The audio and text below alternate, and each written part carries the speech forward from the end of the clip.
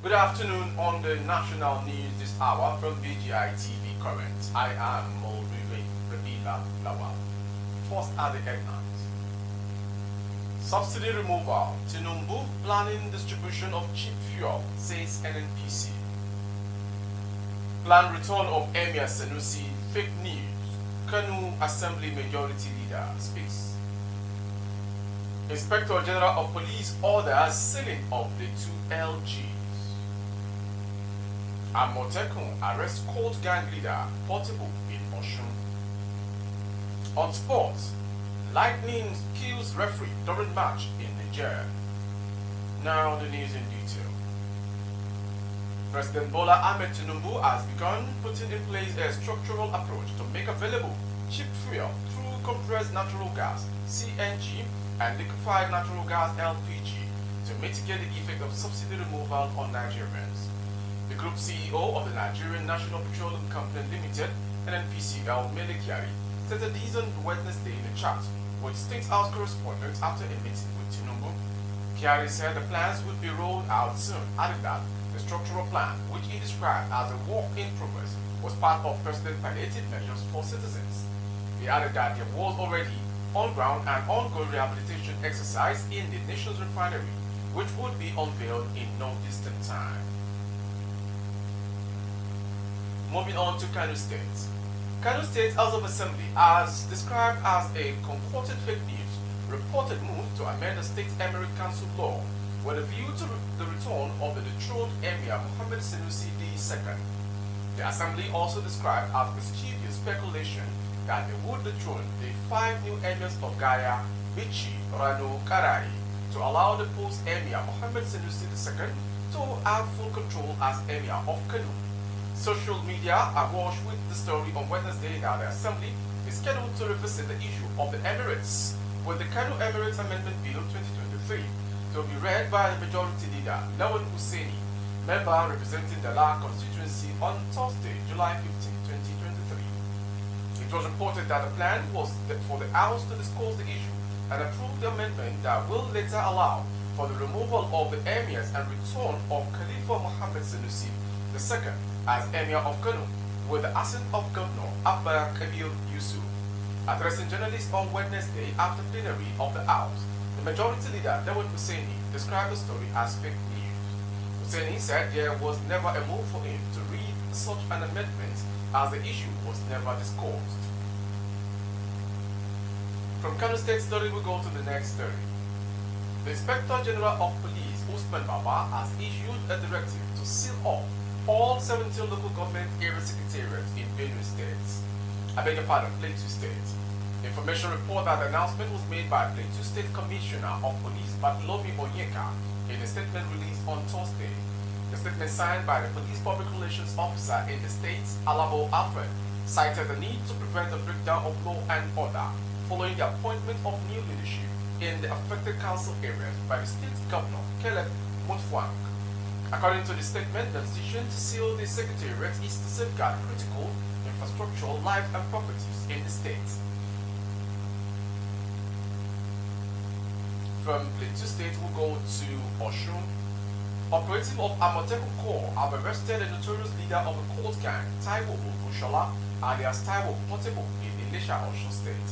Portable was arrested Monday night after a complaint was lodged at the Amotekun Ilesha Area Command about his nefarious activities.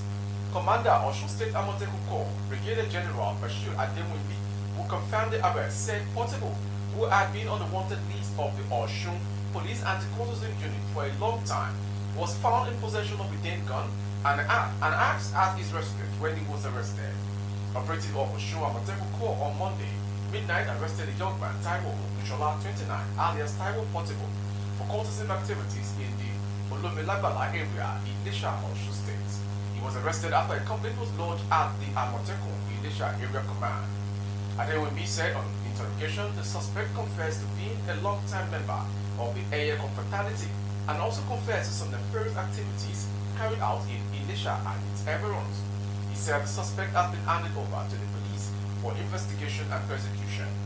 The Amotekun commander thereafter commended residents of Ilesha for providing the Corps with information that led to the arrest of the suspect. He called on residents of the area to always provide useful information and intelligence to security agents, which would help to curb crimes and apprehend criminal suspects in the states. From Osun State, we go to Rstørm.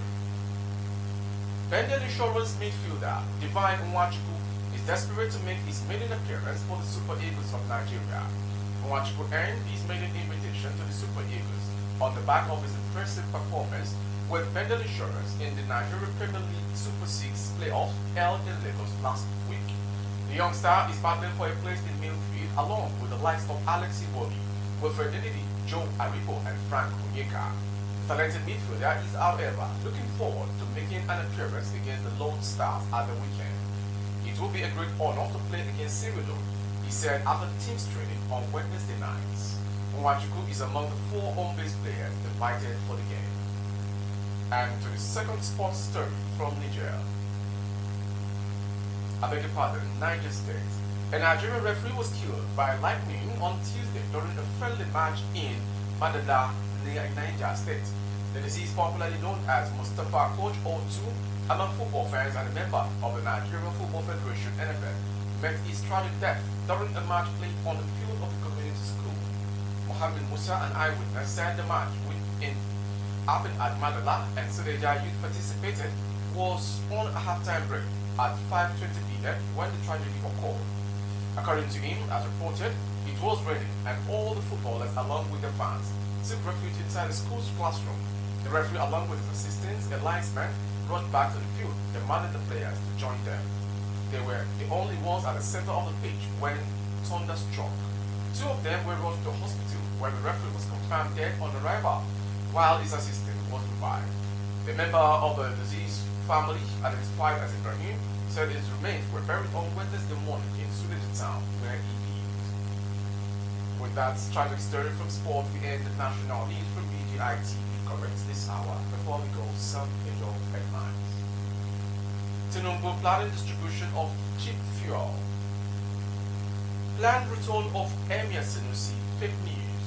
Kano Assembly Majority Leader says. Inspector General of Police orders sealing of the 2 secretariats. And on sport, insurance midfielder, Bengal Insurance midfielder, Nwachukwu keen to make Super Eagles appearance against the Lone Stars at the weekend. Thank you for watching. For more updates of our broadcast on YouTube, our handle is BGI TV. Correct. Kindly subscribe and click on the notification bell so that option all to access all of our broadcasts. On Facebook, like the allow you and find your like and follow the page. For other placements and people's services, coverage of events and functions, please download the folder to stream it on the screen. Thank you for watching. I am Refree.